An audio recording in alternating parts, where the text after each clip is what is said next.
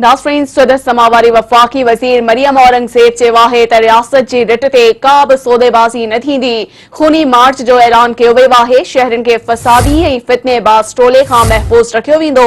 मरियम औरंगज़ेब जो चवणु आहे त रियासत जी रिट ते हर सूरत में अमल दरामद यकीनी बणायो वेंदो।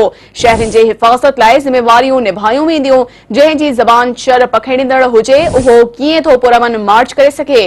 मरियम औरंगज़ेब चयो आहे त कल्ह हिकु पुलिस एहलकार खे शहीद कयो वियो। साजिद बुखारी पीटीआई जो टिकट होल्डर ऐं उहिदेदार आहे।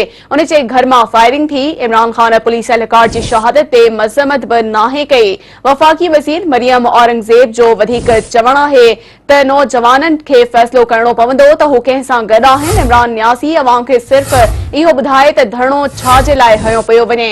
नाज़रीन, अहम ख़बर तव्हांखे ॿुधाईंदा हलूं त सदर समावारी वफ़ाक़ी वज़ीर मरियम औरंगज़ेब चयो आहे त रियासत जी रिट ते का बि सौदेबाज़ी न थींदी। खूनी मार्च जो ऐलान कयो वियो आहे। शहरनि खे फ़सादी ऐं फितनेबाज़ टोले खां महफ़ूज़ रखियो वेंदो। मरियम औरंगज़ेब जो चवणु आहे त रियासत जी रिट ते हर सूरत में अमल दरामद यकीनी बणायो वेंदो। शहरनि जी हिफ़ाज़त लाइ ज़िम्मेवारियूं निभायूं वेंदियूं। जंहिं जी ज़बान शर पखेड़ींदड़ हुजे उहो कीअं थो पुरअमन मार्च करे सघे। मरियम औरंगज़ेब चयो आहे त कल्ह हिकु पुलिस एहलकार खे शहीद कयो वियो। साजिद बुखारी पीटीआई जो टिकट होल्डर ऐं उहिदेदार आहे। उन जे घर मां फायरिंग थी। इमरान खान पुलिस एहलकार जी शहादत ते मज़म्मत बि नाहे कई। वफ़ाक़ी वज़ीर मरियम औरंगज़ेब जो वधीक चवणु आहे त नौजवाननि खे फ़ैसिलो करणो पवंदो त हू कंहिं सां गॾु आहिनि। इमरान न्यासी अवाम खे सिर्फ़ इहो ॿुधाए त धरणो छा जे लाइ हयो पियो वञे।